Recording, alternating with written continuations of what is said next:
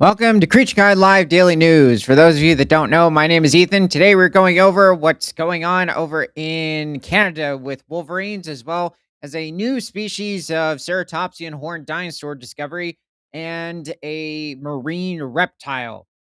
And we are streaming on both Rumble, YouTube, and Kick.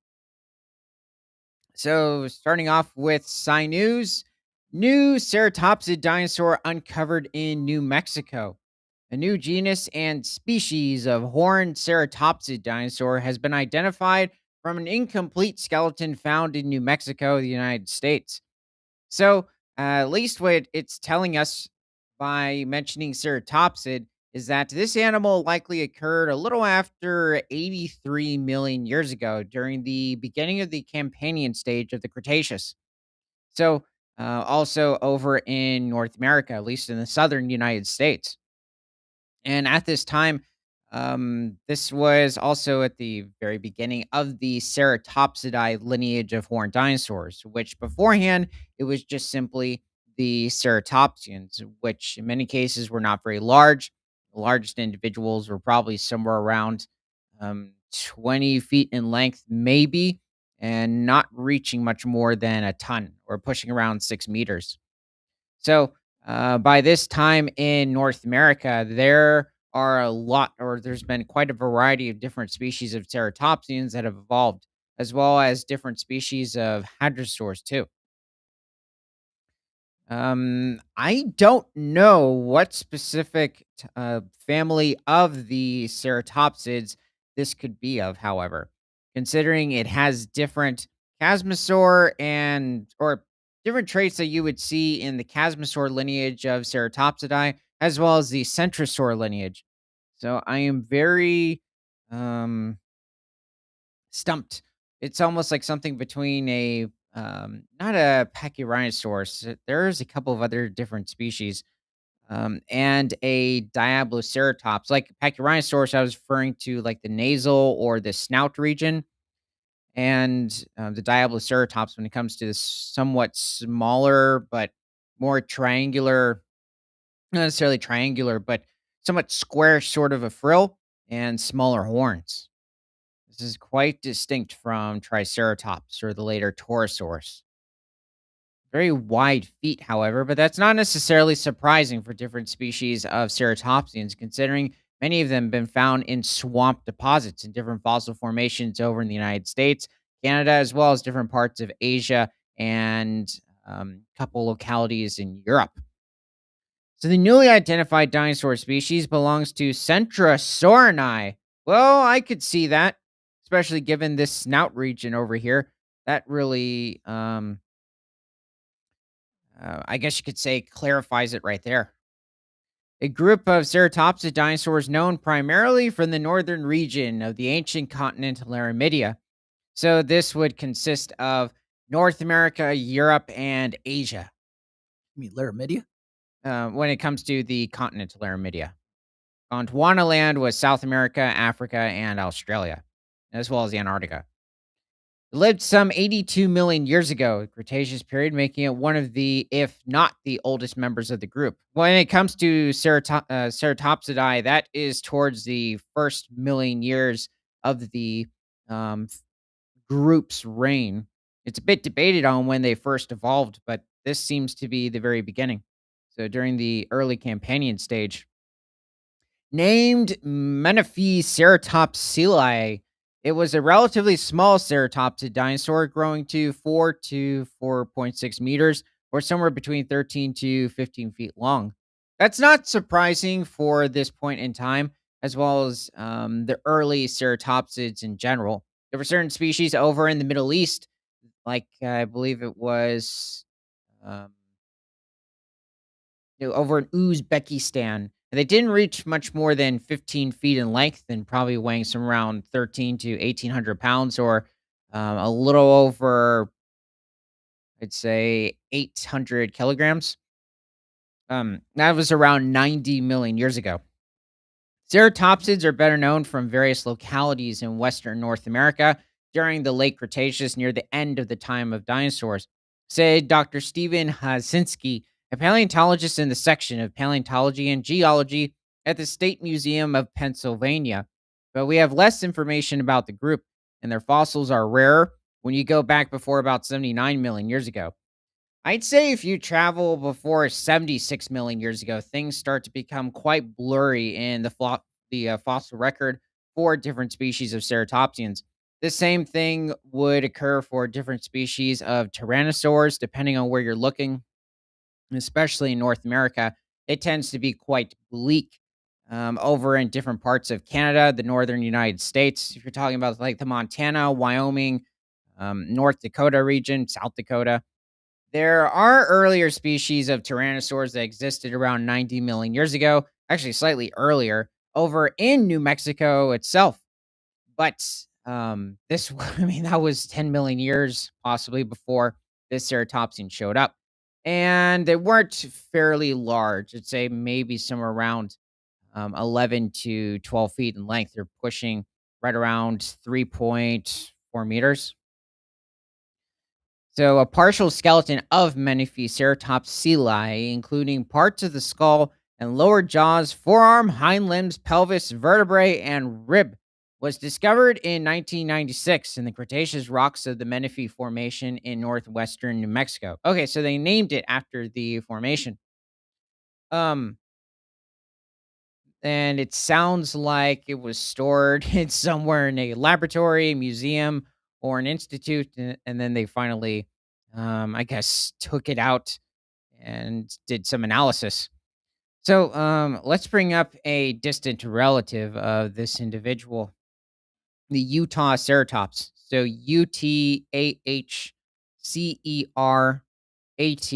Uthaceraops. So, the ceratopsian that I have mentioned is not a member of the centrosaur group of ceratopsids. It is a member. Okay, your favorite first. Yeah, these guys. One of them, I guess you could say, looks like on the left, maybe somewhat closer to a Torosaurus.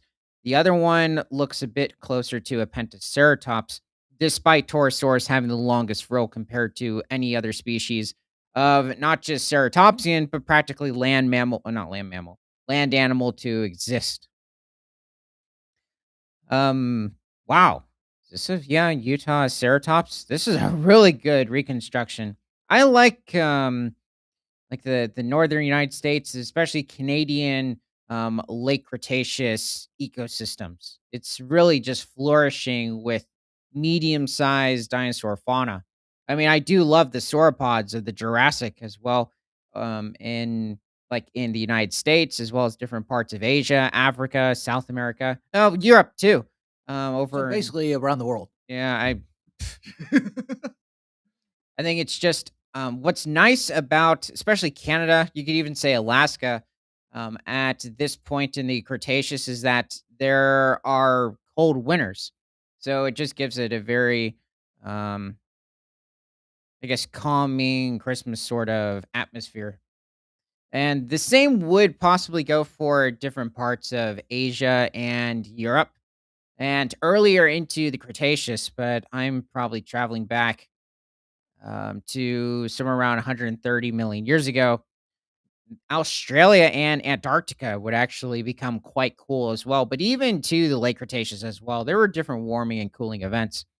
Utah Ceratops, however, did inhabit Utah, as well as into different parts of Wyoming and possibly into Canada around 77, somewhere between 77 to 78 million years ago.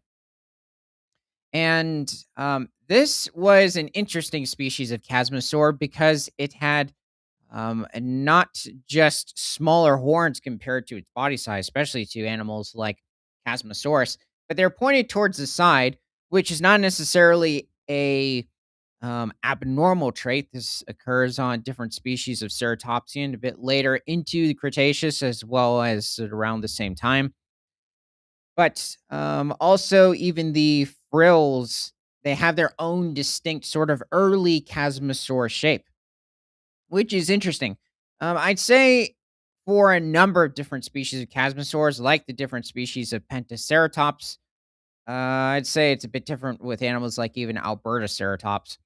But Pentaceratops, Utah ceratops, they are quite similar. And I'd say, despite these frills being much more lightly built compared to certain later species, or ones that would eventually evolve shortly afterwards, like Pachyrhinosaurus. Pachyrhinosaurus has not necessarily evolved yet in different parts of Canada and Alaska. It won't evolve until somewhere around 76 million years ago. But this species of ceratopsians still coexisted with different species, duck-billed dinosaurs or hadrosaurs. That was actually a really good drawing. Yeah, I really liked that one. No, no, no, not. It was just unfortunate that we left the AI one and got rid of the other. Which one do you want? Where it looks like they're fighting. And they also did exist amongst like different floodplains. This is possibly representing a bit of a dry season, which would be quite accurate just by seeing how dusty it seems in the depiction. The animal on the right is a member of the ornithomimid lineage of theropod dinosaurs, so it is a very distant relative to the ceratopsians. It also does not belong in the ornithischian lineage of dinosaurs, like the ceratopsians do. It is a member of the Saurischian lineage of dinosaurs, which first evolved somewhere around 235 to 240 million years ago, back in the mid Triassic period. But this is likely a species such as Ornithomimus or possibly Struthiomimus.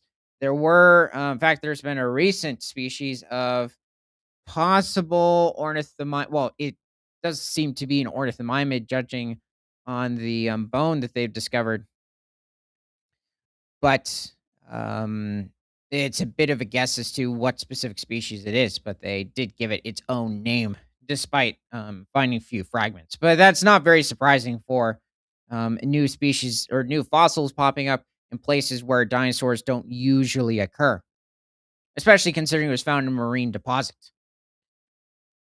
Okay, let's head back to the article. So, some of the key features that distinguish Menficeratops from other horned dinosaurs involve the bone that make up the sides of the dinosaur's frill, known as the squamosal. Yeah, this is a very interesting part of the ceratopsian's anatomy. While less ornate than those of some other ceratopsids, Menficeratopsilae squamosal has a distinct pattern of concave and convex parts.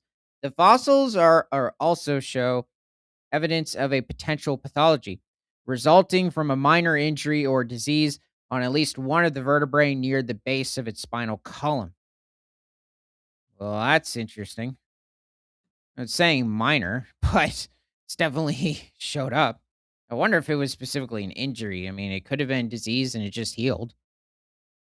The dinosaurs, or the new dinosaur, was part of an ancient ecosystem with numerous other dinosaur species, including hadrosaurids, dromaeosaurids, the recently discovered ankylosaur in Victarx and the tyrannosaurid dinosaur Dynamoterror dynasties. We'll definitely have to go over those later. Um, but I would say the dromaeosaurids, despite how often, in fact, let's bring up Dromaeosaurus. Despite how often these dinosaurs are mentioned during the late Cretaceous, they're not very common.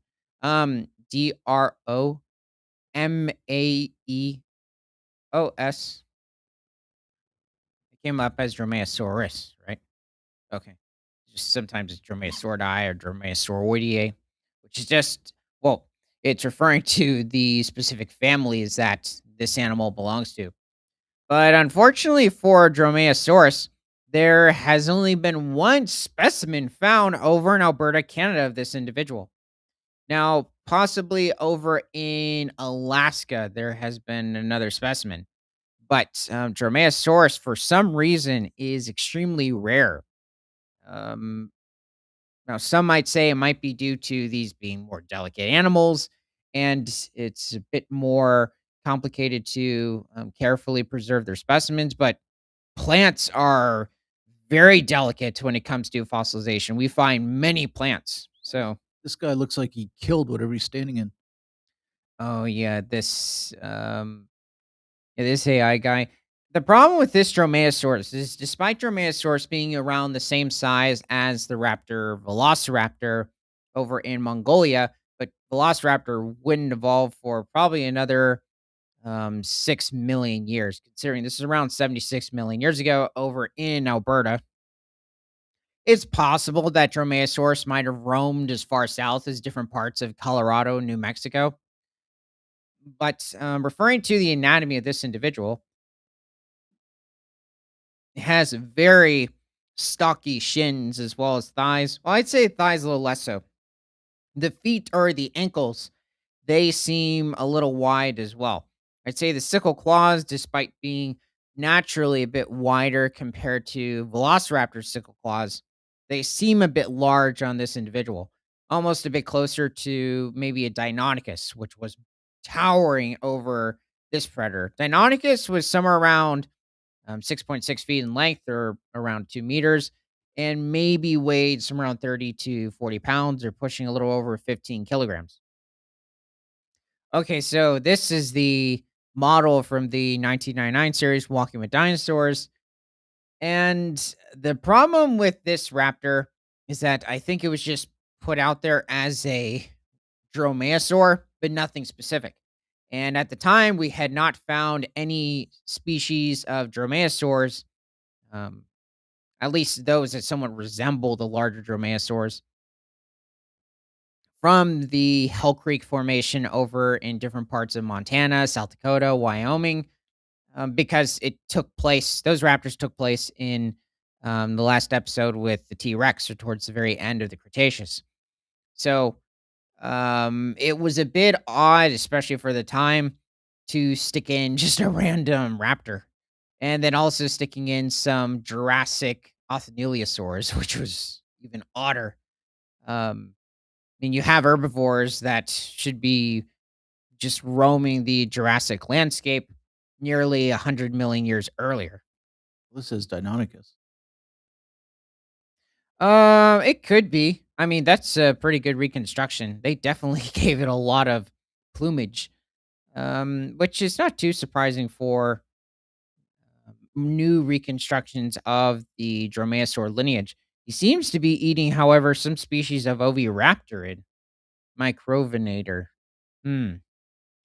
Well, Deinonychus was inhabiting different parts of Colorado, Utah, Montana around 110 million years ago during the early Cretaceous period and reached somewhere around 8 to 10 feet in length. They're pushing around 3 meters and probably weighed upwards of 200 to 220 pounds or pushing around 100 kilograms.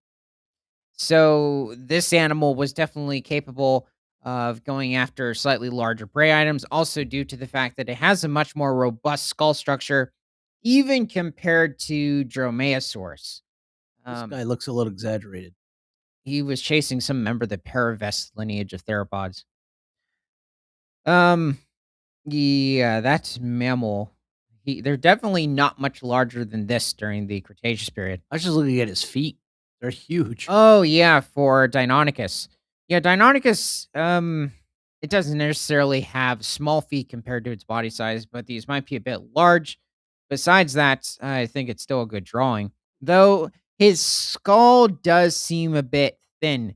It almost resembles certain other dromaeosaurs that have been found from the late Cretaceous in certain regions of Asia, which I find rather interesting. Now, it could be trying to replicate or depict a youngster. That's very possible. Maybe as Deinonychus was younger, it had a much more narrow sort of skull structure. This is something that we see in the growth patterns with many species of not just theropod dinosaurs, but even different species of herbivores, especially the sauropods.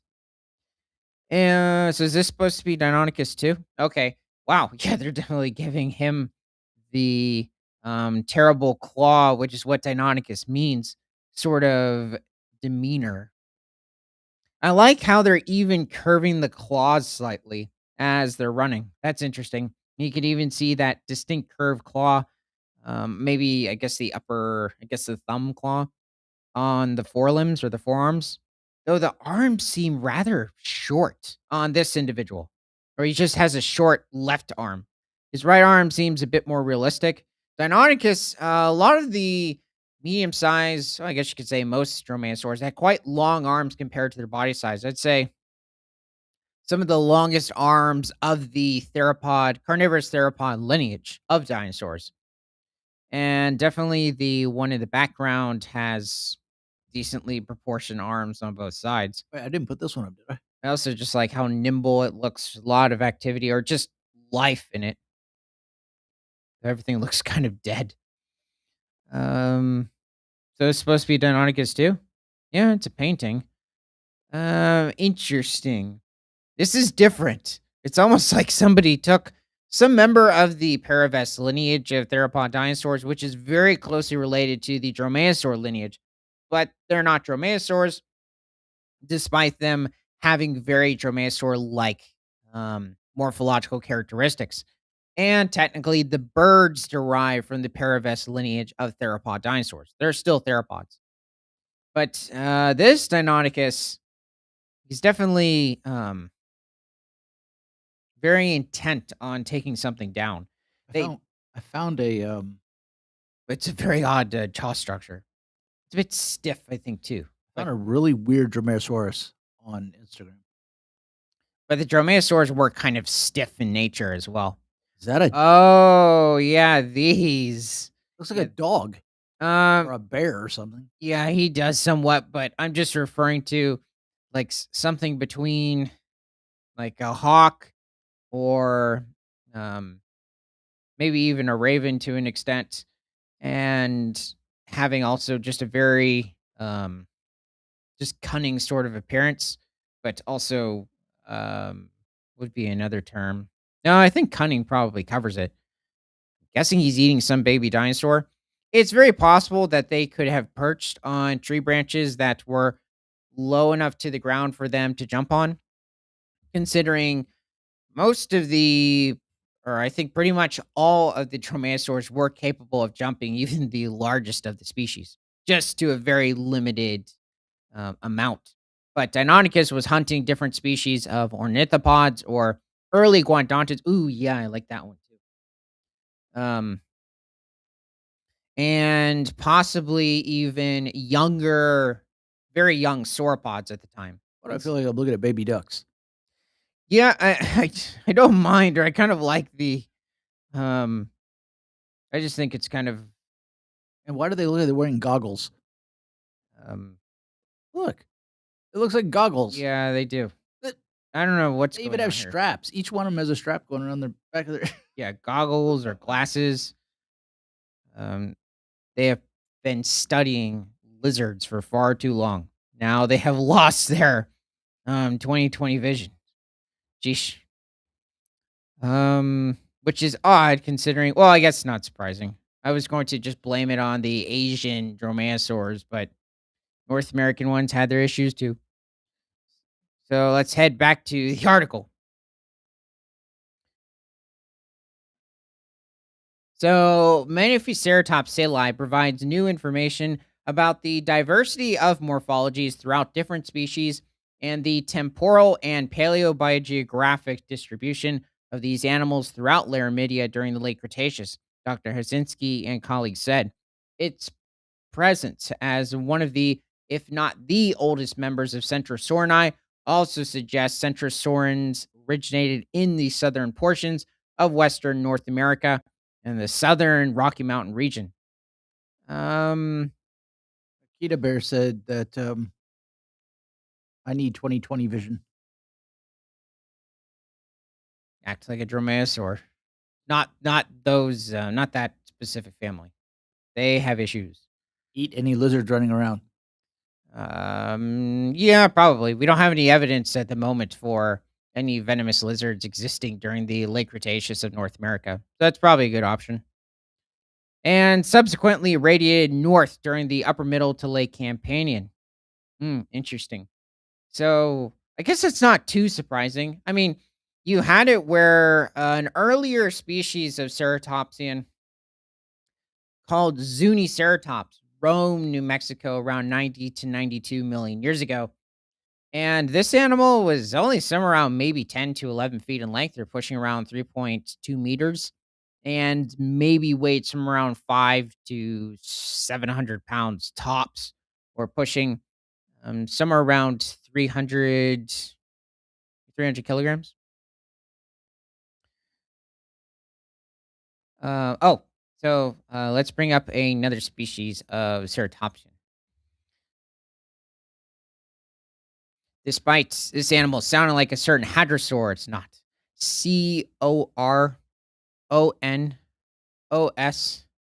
Coronosaurus, Coronosaurus, which some might confuse, or I guess a handful of people might confuse it for a member of the Saurolophini lineage of hadrosaurs.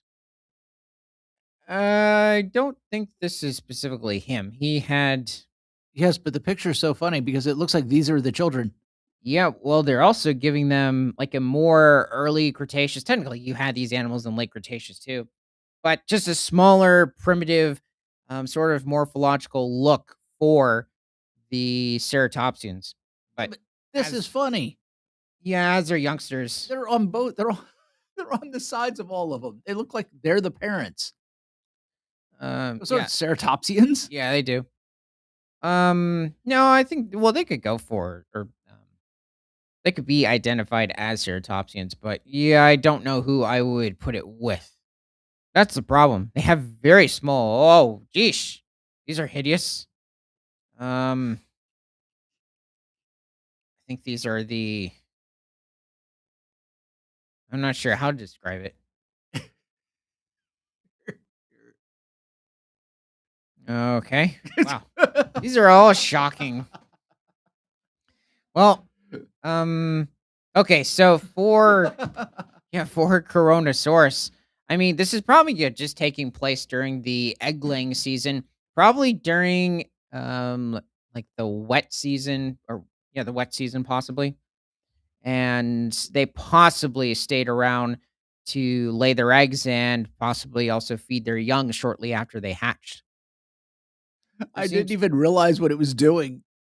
I mean, I think it's really good, detail. You can see the egg coming out. Yeah, the egg and, yeah, the liquid, um it's specifically, like, in a egg-laying position, and then you have the herd in the background communicating. I think it looks really good. For a second, I thought it was just peeing. I had to look closer at the picture. Yeah, I guess it could give that somewhat appearance, but it would definitely be a much harder stream and a bit of an angle too, I'm guessing. Oh, Um, I didn't realize there was other egg things. oh, yeah, there are other nests in the background. I thought that was just those were just rocks. There's possibly a little dromaeosaur here in the foreground. The full screen is on the YouTube channel if you're watching on shorts. So when it comes to centrosaurs like the Coronosaurus, so like the new species of ceratopsian has been discovered in New Mexico, except this animal inhabited a bit further north into Canada as well as Montana. This animal had a bit of a Styracosaurus sort of accumulation to it, mixed with different species of centrosaurs, like possibly Alberta Ceratops. So this, well, I'd say when comparing it to different other species of centrosaurs, the frill is a bit closer in the way the different horns are accumulated. And then when you get to like the horn on the tip of its snout, that's where the Styracosaur, especially like even the main part of the skull in general, has a very Styracosaurus look to it, despite Styracosaurus being a member of the Chasmosaur lineage of ceratopsians. Oh yeah, this is also a really good representation of the late Cretaceous ecosystem over in Alberta.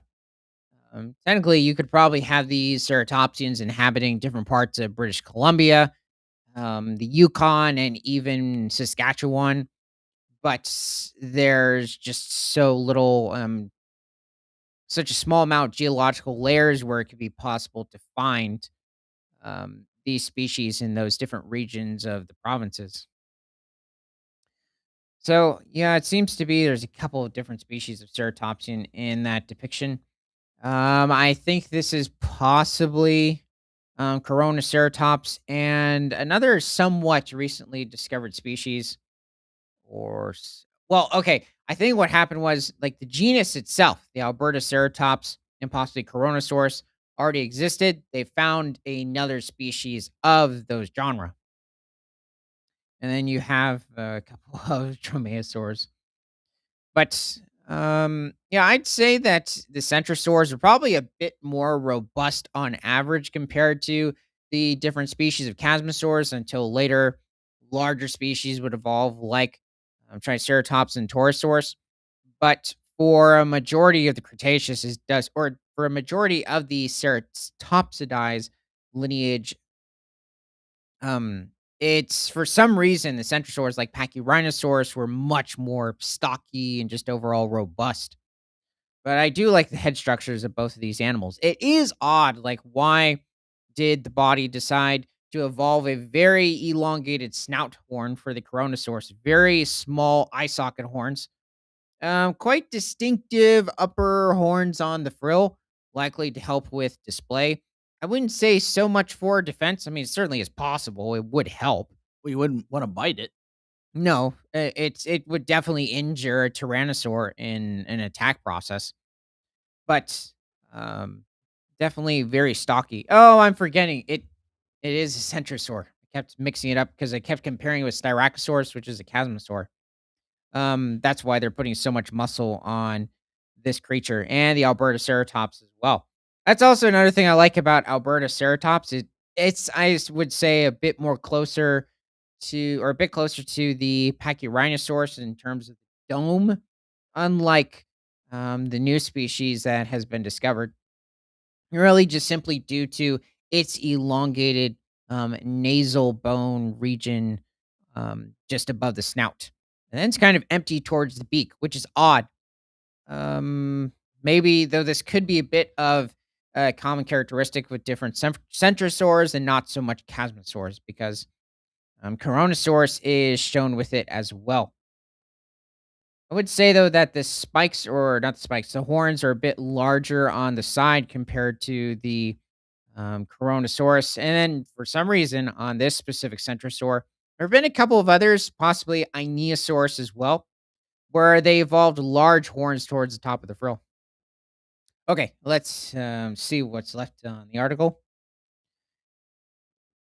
So its presence as one of the, if not, oh, I think I already finished it. Okay. Let's see. Yeah, definitely centrosaur. This is rarely seen in different species of chasmosaurs, this sort of characteristic. Okay, let's head over to the next article. So, heading forward in time to the Cenozoic from CBC.ca. It bodes well. New sightings bring hope. Endangered wolverine is returning to Labrador. Shelley Moore says last verified sighting was in the 1960s.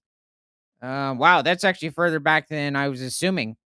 I was thinking I've heard of at least over in certain parts of maybe Newfoundland and Labrador towards like just like northeast of mainland Quebec. Well, I don't understand. If they just gave them antimanium, antimanium, eh, then they wouldn't have to worry. Um yeah, I think they would be a little too specialized, but I don't know. And They heavy? could, yeah, they could help. Well, that as well. Um what is it? Oh, so at least in that region I was thinking they hadn't been seen since the late 1970s. But this is claiming the 60s, so this is interesting. Wolverines inhabit a great deal of Canada. They practically cover most of British Columbia, much of the Yukon, the Nunavut territories, the Northwest territories, but not the Canadian Arctic islands. They will inhabit different parts of the coast towards the Arctic regions, but not inhabiting any Arctic islands. Occasionally, brown bears will inhabit those specific islands, but not wolverines. They also do inhabit a major portion of Alberta. The weird thing is that when it comes to Alberta, so like same different regions that the different species of Lake Cretaceous dinosaurs would have roamed. You're referencing Canada. Yes, Alberta, Canada. Over in like Banff National Park, Jasper National Park, like the more renowned national parks within Canada, and I believe Boho and Queenie National Park. For some reason, there has been a bit of a dwindling or a decrease in their population. But outside of those specific regions, they seem to be doing okay. Overall in Canada, there seems to be somewhere around 15 to 20,000 wolverines. And then there are those sparse tracts in different parts of the United States, not including Alaska. They practically cover Alaska. So, for decades, this ferocious scavenger has been absent from the Labrador landscape, but there is renewed hope the wolverine might be making an official comeback. The wolverine is considered endangered in eastern Canada, and the last confirmed sighting in Labrador was in the 1960s. However, what's believed to be tracks were recently spotted near Nain, prompting excitement the elusive animal could have returned to the region. Shelley Moore is director of the Wildlife Division in the Department of Forestry, Agriculture, and Lands, said they've been collecting recent sightings. We are very interested in any sightings, and actually, some of our staff observed one last winter while doing caribou surveys in Western Labrador. She told CBC Radio's on the go. Well, that's actually quite interesting considering I guess it's not too surprising. Um, Reindeer or caribou are one of the wolverine's most prominent food sources, especially during the winter. A little less so when it comes to the late spring, summer, early fall months. They tend to be feeding on different species of plants, especially berries, um, possibly certain types of shrubs at that point, or fungi at that point as well. And they'll go after smaller moose individuals too, as well as deer. So they eat the moose and then have the berries for dessert? Yeah. I think, yeah, especially blueberries too. What is it also? Let's keep going. The team did capture images from the survey work, she said, which will be shared with the public at some point in the future. In the early 2000s, a recovery team carried out a wolverine survey in northern and central Labrador, but didn't produce any sightings. We were at a point where we didn't know what to do next. There was a discussion about whether or not we just let nature take its course and see if the populations elsewhere in Canada increase. Would they then immigrate into Quebec and Labrador? It's still just odd when that term is used for animals. Would they migrate towards there?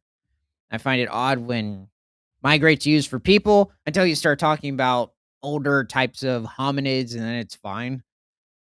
But anyway, what was another thing? Oh, also, when it comes to wolverines, people tend to view them as simply inhabiting higher altitudes only. And the truth is, you can find wolverines around 490 feet above sea level or pushing around 150 meters. So that's um, not too far from sea level. And then about as high as somewhere around 8,000, little over 8,000 feet, or pushing about 2,500 meters. So I believe they can reach well over 10 to 12,000 feet, or pushing over 3,000 meters, 3,500 meters. So she believes the recent tracks near Nain are a good sign and a possible indicator the sole wolverine the caribou survey spotted last year isn't alone. Hopefully, we'll get more images, we'll get more pictures. She also wants people to reach out to her department if they have sightings to report. Also, the wolverine is a member of the mustelid lineage of mammals, or Mustelidae, which is what spotted hyenas, practically every species of a hyena, the aard wolf, the striped hyena, the brown hyena belong to, as well as every species of otter, and different species of weasels like the stoats or um, the forest cat, jump cat, which is not cat, it's a weasel. Nunavut Government Deputy Minister of Land and Natural Resources Jim Goody said he's hesitant to say the tracks spotted near Nain are definitive proof creatures are back in the area. I'm always a little bit cautious on saying, yes, this is definitely a wolverine. Still, he said recent images of the tracks are exciting, adding they've been sent off for analysis to determine if they were left by a wolverine. Goody said he'd like to see the animal return to the traditional area it previously lived in. I think to me that would be kind of a sign that the environment's healing itself. Um, I haven't looked into the overall like habitat health of specifically Eastern Canada into heavy detail. I would say though that different areas of Newfoundland itself, so specifically the island, um, have actually been devastated in different regions by disease in some instances. Others, I think there were just simply too many moose and there weren't any wolves to eat them. They had been killed off. But when it comes to the rest of Eastern Canada, I'm going to take a look at that, 'cause it might give us some info as to why the wolverine is over here. They do like to roam similar to cougars. While there have been no official sightings of wolverines for decades, Goody said the government gets 2 to 3 incidental reports, including an incident about 3 years ago in the Pottsville area. He added there have been other sightings reported across central, west, and northern Labrador. So it's either the same wolverine and he keeps showing up everywhere, kind of like certain black bears over in Iowa, and or it could be a handful of wolverine individuals. It bodes well, but you also have to remember the wolverine's migration pattern is massive, so it could be one wolverine making all these sightings. What do wolverines travel in packs? No, they're very solitary animals, only really coming together when there's a breeding season. So this is very mysterious to hear as to what's going on with the wolverines over in Labrador, as well as like even the forests. So let's head back in time. So, from Sci News, new mosasaur species unearthed in North Dakota. Well, North Dakota is a place where we hear occasionally about different species of marine reptiles being discovered, especially from the Cretaceous. Dinosaurs, not so much, but they do occur. There are more marine deposits in North Dakota, especially dating to the Cretaceous period. So, over 66 million years ago. And this is why we find a wide variety of different species of Cretaceous marine reptiles. And this goes down to South Dakota, Nebraska, and Kansas and Oklahoma. Not so much over in Texas. I think this is a really good depiction of a smaller lineage of mosasaurs. This is doesn't seem to be the larger mosasaurs of the late Cretaceous when referring to the Campanian stage or the Maastrichtian as well. This seems to be a bit earlier in time, like the Turonian stage of the Cretaceous, just due to how slender they are. Different fin morphology as well as the tail.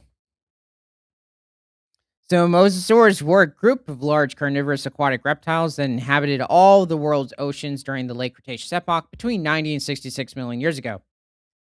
If you're talking about the Mosasauridae lineage of marine reptiles in general, technically they date back to about 98 million years ago. And they evolved from lizards that came from the land and eventually took to the water. Still taking a bit of time to evolve a bit more of a fully aquatic lifestyle. Is that how mermaids came to be? Um, yeah, that's a weird irrational sort of a evolution type of take for fish and mammals, but People jumped in the water and just lost their legs. yeah, that's freaky. These creatures went extinct during the end Cretaceous extinction event, which killed non-avian dinosaurs and 75% of life on the planet. That's a bit higher of a percentage, or it could be around the same. Seems a bit high.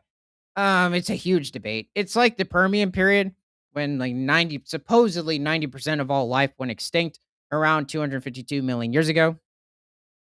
And still a wide variety of different species of plants, proto-mammals, reptiles, amphibians, insects, and fish, including sharks, lived on. And the same thing would occur, except leave out the proto mammals for the Cretaceous. The first mosasaur was discovered more than 200 years ago. And the word mosasaur predates the word dinosaur. I'm going to look into that. Specifically, it's not hitting me who named mosasaur. But many questions about these animals remain. Um, this is being a bit redundant. Okay, here we go. Hormungander Walhalensis lived in the Cretaceous. Okay, is it how many letters you put into the name to make it more important? I think it's that and just Latin being a bit of a tongue twister. Lived in the Cretaceous oceans approximately 80 million years ago. Well, this is during the Campanian stage, the early part of it, around the same time as that specific species, the new species of Ceratopsian that had been discovered. But that was a couple of years, couple million years earlier. Its fossilized skull and skeleton, cervical spine, and a number of vertebrae were discovered in 2015 in the Pierre Shale Formation in Cavalier County, North Dakota, United States. The species shows a mosaic of features seen in two iconic mosasaurs, Clydestes, a smaller, more primitive form of mosasaur, and Mosasaurus, a larger form that grew to be nearly 15 meters or 50 feet long and lived alongside Tyrannosaurus rex. It would depend on the species of Mosasaurus, but yes, technically, the largest species did coexist with T Rex. It's possible, however, um, this species of mosasaur could reach somewhere between 60 to 65 feet in length or pushing somewhere between 18 to 20 meters. Also, I guess let's bring up another species of marine reptile. Who is it specifically?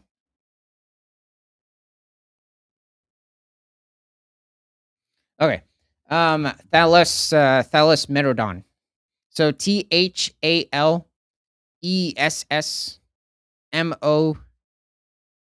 I think it's ME, not MO. DODON.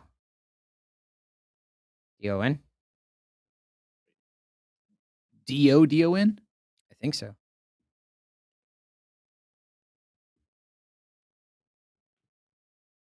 Did a long necked plesiosaur still pop up? Yeah, it's a THALASSOMEDON. Oh, okay. So it's one of those tricky ones. So this is a species of plesiosaur that lived a bit later into the Cretaceous period. And by the plesiosaurs, I'm referring to the long-necked marine reptiles in which the Loch Ness monster over in Scotland derives from. And no, I don't believe that it exists. Just like Bigfoot. Or the chupacabra. What's another thing? Or that dinosaur over in the Congo. Just thought I mentioned that. So what? It was labeled as it. That wasn't hitting me for a second. I mean, it was like I'm registering that it's a very odd depiction of a Dunkleosteus, but then it finally just hit me that it's there as Elasmosaurus. The Dunkleosteus has several issues. Anyway, Dunkleosteus was a species of large placoderm fish or armored fish that existed prior to the dinosaurs, or somewhere around 375 million years ago during the late Devonian period. So shortly before like the lobe-finned fish or the tetrapods would start merge or walking onto the land, but even first in the tetrapods evolution, they would really just stick to the water. But they did have the ability to push themselves up on land. But that fish, there has been many different um, issues just going on with his overall anatomy. But fast forwarding back to the Cretaceous period, so the Thalasmetodon existed somewhere around 70 to 72 million years ago during the Cretaceous and was one of the largest species of plesiosaurs to exist, possibly exceeding the weight of Elasmosaurus, pushing somewhere around 6 tons. And it seems to have had a bit more of a robust neck structure compared to other species of plesiosaurs. For now reasons why it's a huge mystery, considering plesiosaurs are very well renowned for having quite um, thin and somewhat delicate necks. Well, in this depiction, it's definitely giving it a very skinny sort of look. Now, it might be a bit of an older model. It does seem to be that with the different species of plesiosaurs, like the Lastimedodon, this animal was likely feeding on different species of fish and ammonites that roam the oceans. Unfortunately, the ammonites would also go extinct towards the end of the Cretaceous. But during the Mesozoic, as well as in the prior Permian, Carboniferous, and Devonian periods, they were very abundant. And they also survived the massive Permian extinction. So what? The ammonites survived the Permian extinction. So, the last Megalodon probably reached somewhere around 36 to 40 feet in length. They're pushing somewhere between 11 to 12 meters, and probably didn't have many predators. However, if it did coexist with certain species of larger mosasaurs, it would have to avoid those specific predators because there's not really anything that it can do to defend itself against one of those large mouthed marine reptiles. And the long-necked plesiosaurs were quite distantly related to the mosasaurs, despite the mosasaurs and the plesiosaurs being derived from the same common ancestor earlier in the Triassic period. So let's see. Okay, so Horm, wait, yeah, Hormungander wilhalensis is estimated to be about 7.3 meters or 24 feet long. And in addition to flippers and a shark like tail, it would have had large, angry eyebrows caused by a bony ridge on the skull and a slightly stumpy tail that would have been shorter than its body. Yeah, most of the plesiosaurs had quite short tails compared to their body size. I wouldn't say that any of the marine reptiles in general had a shark-like tail. Sharks have pretty distinct tail structures. It does differ depending on the shark species, but they just had that distinct, um, sort of not necessarily a dorsal fin. It's not specifically hitting me what it's called. It's not a flipper; it's something else. As these animals evolved into these giant sea monsters, they were constantly making changes. This work gets us one step closer to understanding tail fluke. That's what it is. That structure on their tail. Understanding how all these different forms are related to one another. The researchers suggest that Hormunganderwellensis was a precursor to Mosasaurus. Oh, whoa. That's actually quite captivating. This fossil is coming from a geologic time in the United States that we don't really understand. So this part of the United States was once part of the major Western Interior Seaway that cut all of North America in half. Wait a minute. Where were we? Um, Oh, North Dakota. yeah. So you would have had a massive, somewhat shallow interior sea cutting through the continent. This doesn't seem to have really occurred at the time with any other continents, just North America. And then over time, as the Cretaceous ended, it would become smaller, almost becoming just like basically a very large or wide river. Said Dr. Clint Boyd, a paleontologist at the North Dakota Geological Survey. The more we can fill in the geographic and temporal timeline, the better we can understand these creatures.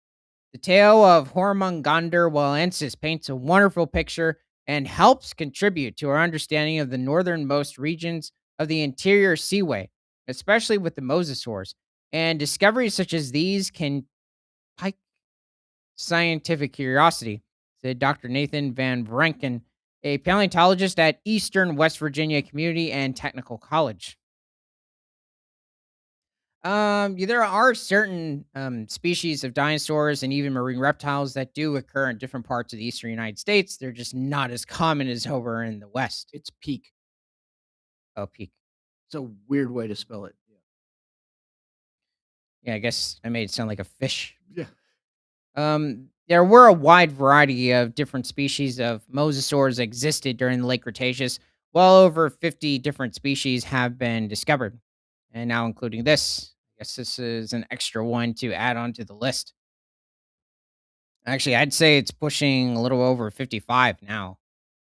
So, thanks for joining. And from Prehistoric to Presence, my name is Ethan. This is Creature Guy Live Daily News. We are streaming on both Rumble, YouTube, and Kick. And remember that nothing's better than all animals,